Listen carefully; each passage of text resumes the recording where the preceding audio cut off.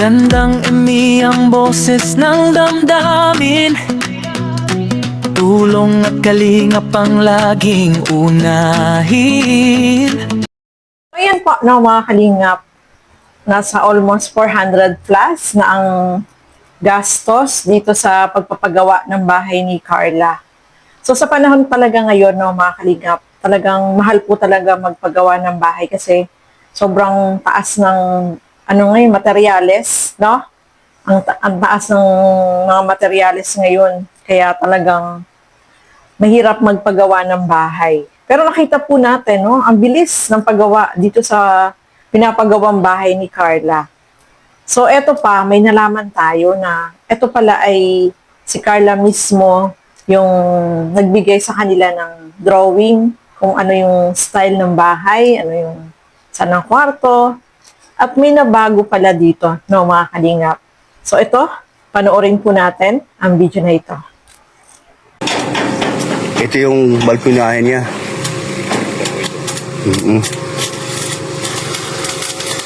Narge, estimate mo magkano na ginastos? Estimate lang. Wala man siguro ano doon. Nasa mga kalating milyon. Kasama na labor, no? So wala pa naman ata. Mga 400 lang sa tingin mo. Mga ganon. Meron na po yung klaro. Meron na rin. Ayan. Nasa silky siya ako napili ng materials, si Narge. Solid, ang ganda, tibay, oh. Grabe. Ayan po, no, mga kalingap, nasa almost 400 plus na ang gastos dito sa pagpapagawa ng bahay ni Carla.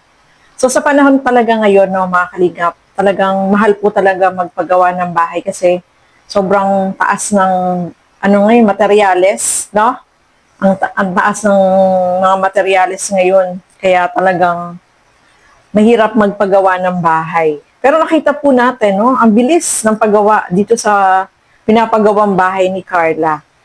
So eto pa, may nalaman tayo na eto pala ay si Carla mismo yung nagbigay sa kanila ng drawing kung ano yung style ng bahay, ano yung saan ang kwarto. At may nabago pala dito, no, mga kalingap. So ito, panoorin po natin ang video na ito. Sabi, pati, ang tawag yan? Taas?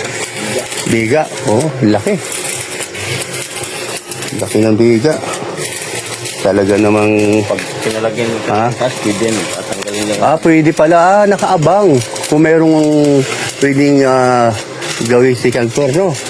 Ang bubong, itataas na lang doon. Kakalasin lang. Kakalasin lang naman isa-isa, no? Ganun pala. Kailangan matarbaho. Kung sasakali naman. Pero sa palagay ko naman, kontento na dyan si Baby Carla sa kanyang pinagawa. Oo. Uy, ang laki ng kwarto. Siguro ito yung kwarto ni Baby Carla. Sa tingin ko lang. Diba? May sariling CR, oh. Ang ganda pagkagawa ng ang tawag yan? Palitada? Makinis. Oo.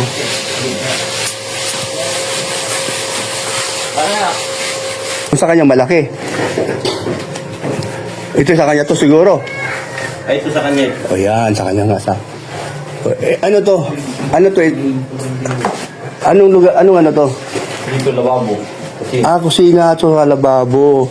Ito, extra lang kwarto. O sa mga bisita niya o magulang niya. Ito naman, dito na yung sala. Ito, balkonahe doon sa labas. Oh, ganda. Ang galing, ngayon ko lang ito. Isipin, pagpasok mo. ay, gugulaan na. Oo nga, no? O hindi siya, Dalawang kwarto sa ano po ito? hindi ibig sabihin na ano ako dahil karamihan, sala, tapos garitso, kusina. Dito hindi, kakaiba, oh. Kakaibang design. Oh, nasa gitna ang daan papuntang kusina. Oh, di ba? So kakaiba, no? Tapos ito, exit sa likod. Uy, hala! Kita mo naman ang kay Agom. Abay, Kasi ang kapos sa... maganda din, ha? Patingin daw. Dalawa talaga sana. Pagpasok mo. Ay, dalawang oo, kwarto. dalawang kwarto. Ngayon pinag-isa na lang. Kaya kwarto-kwarto, nagtagan nyo na. Oo nga, bakit ano nangyari? Siya rin nag-design ito? Dito ang kwarto? Oo, ito. Sinindya sa amin itong ganito. Kaya hindi daw ito. Kakaiba ha? Galing ha? Galing ha? Ito paano? O tama naman kasi nandito si Yari, no? O, tas lababo. O. Uy, okay.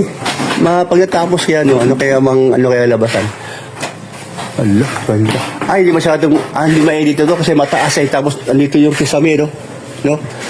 Baka kita ko niya natin may baba. O, ibaba lang. Itong baba ng ano, I-beam, no? Yan, baba po yan. Baba na, oh. Ah, maganda.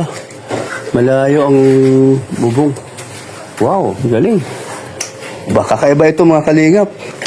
Iba ang design ng kanyang kusina. Hindi siya diretso. Andito sa gitna ano. Anong tawag nito? Hallway. Dito. Ano na? Sana ang hallway niya papunta dito. Oh, di ba kakaiba, di ba? Di ka karamihan. Karamihan kasi pagpasok mo, Sala. Oh. sala, diretso, kusina. Ito sala, pero sa gitna kadadaan, magkabilang kwarto. Nakaharap. Oo. Ay, galing talaga. Ganun po mga kalingap. Ayan ha, alam nyo na po ang design ng bahay ni Carla.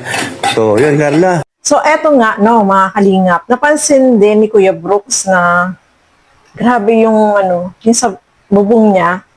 Pwede pala siya, nakaabang na pala siya.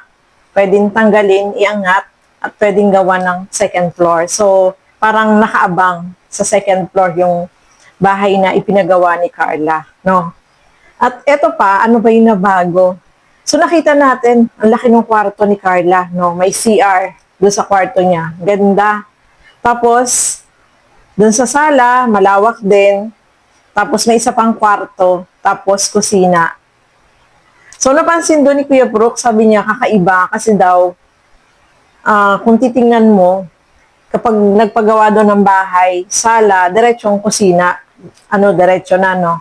Pero yung pinagawa ni Carla, parang may hallway siya papuntang kusina. Kumbaga, hindi siya diretso. May parang daanan, no? Tapos kusina.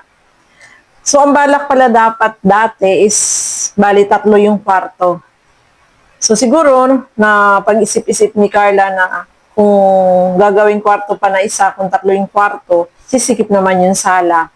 Ang kagandahan kasi sa isang bahay, pag malaki yung sala, ay pwede naman doon matulog, di ba? Halimbawa, kung may mga bisita, pwede naman doon sa sala. Tapos may isang kwarto, para siguro doon sa magulang ni Carla, mga kapatid na pupunta doon. Tapos yung kay Carla, yung malaki. Tapos may CR. So napakaganda nung style nung pinagawang bahay ni Carla, no, mga kalingap. At excited din tayo na ano ba yung magiging kalalabasan nito, di ba? Kapag napinis na, may pintura na, may mga gamit na. So, napakaganda na ng bahay ni Carla, no? Mga kalingap. Ito talaga yung inaabangan natin, syempre, no? Kasi, meron na siyang sariling bahay, di ba? Nakakatuwa sa edad na, ilang taon na ba si Carla? 21? 22? 21 na ba? 20? 20 ata. Hindi ko matandaan. Basta ganyan ang edad ni Carla. Just comment lang ilang taon na po ba si Carla. Kasi basta sa mga edad, hindi ako matandain. So, sa ihan niyang edad, ay meron na siyang napakaganda na sarili niyang bahay, di ba? So, napaka-blessed ni Carla, mga kalingap. Kasi, ayan na, yung pinapangarap niya na dream house, na sarili niya, no? Sariling bahay, na talagang galing din sa kanyang mga pinag-ipunan, di ba? So, nakakatuwa, no, mga kalingap. Although, meron din syempre mga bigay din yung ibang sponsor, pero sa tingin ko, mas malaki yung naipon ni Carla sa pagpagawa ng bahay na yan, no? Kaya congrats in advance kay Carla kasi excited na tayo na matapos yan, makita natin ano ba yung itsura na magiging bahay ni Carla, no? Anong kulay. Pag may mga gamit na, syempre lahat ng gamit bago, di ba? So, nakakatuwa, nakaka-excite po, no, mga kalingap. So, ayan po, abang-abang na lang tayo kung ano pa yung magiging updates dito sa pinapagawang pabahay kay Carla. Kasi excited din tayo kung ano yung magiging kalalabasan po nito, no, mga kalingap. So, ayan po, maraming salamat sa inyong walang sawang panonood at pagsuporta dito sa aking mga ginagawang reaction video. Siyempre, abangan din natin yung kay Papa Joms, no? Mga kalingap, malapit na rin po yan. Finishing na yung kay Papa Joms. So, malay natin, magkasabay yung kanilang ribbon cutting. Oh, di ba? So, nakaka-excite, no? Mga kalingap. So, ayan po. Thank you so much and God bless sa ating lahat. Bye-bye po.